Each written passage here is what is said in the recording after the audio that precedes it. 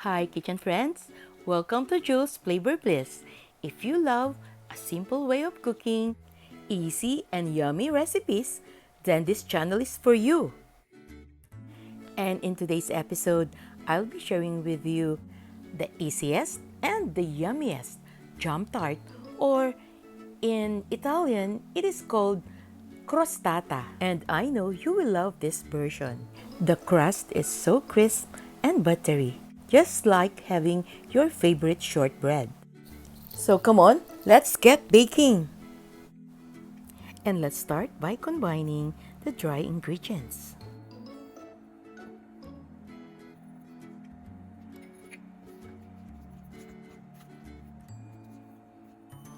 Give a little mix.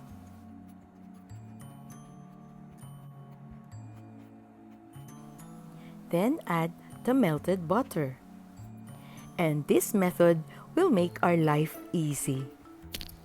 By this process, this will make our pie crust buttery, crisp, and really melt in your mouth goodness.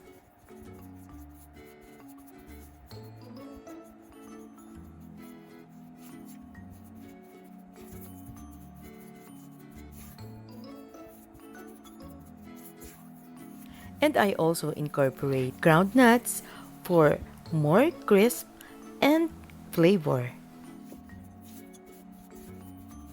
And what you need to do is just mix, mix, mix. And you don't need to rest it. And by using a 9-inch pie pan, you just pour everything on it.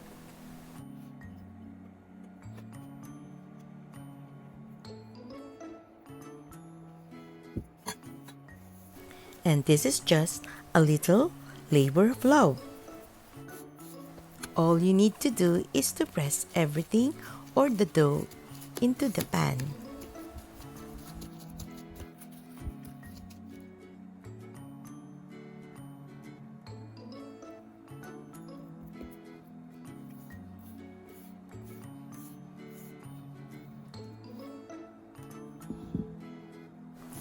Then place it on top of a cookie rack so that we'll have even baking.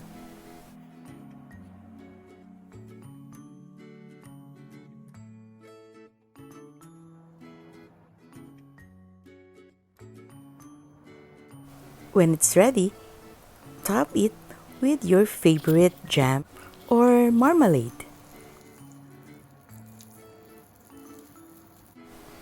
And just spread the jam evenly.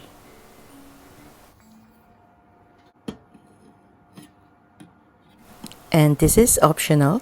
This morning I made some raspberry and strawberry preserve to add more flavors and yumminess.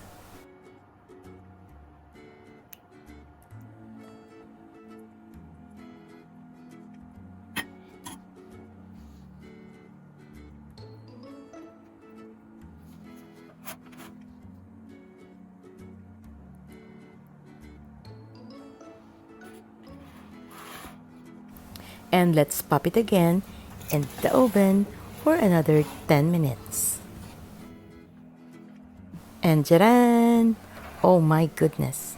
How I wish you could smell the buttery and fruity aroma in this kitchen.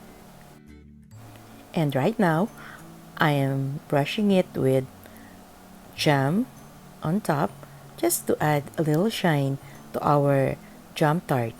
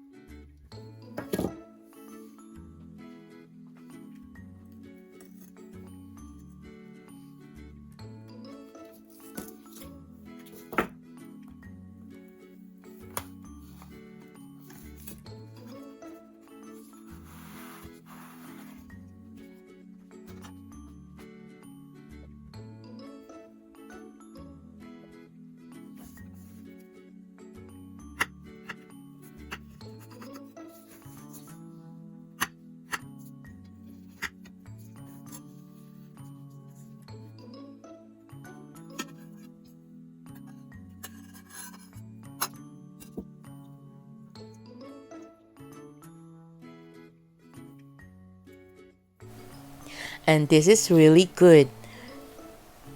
Easy to make and so yummy.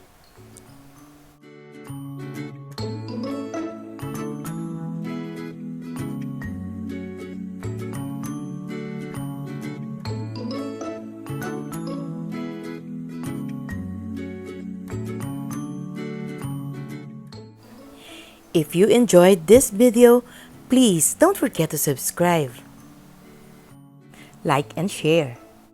So until next week, for another easy and yummy version of food. Thanks for watching. Stay well. God bless. Bye.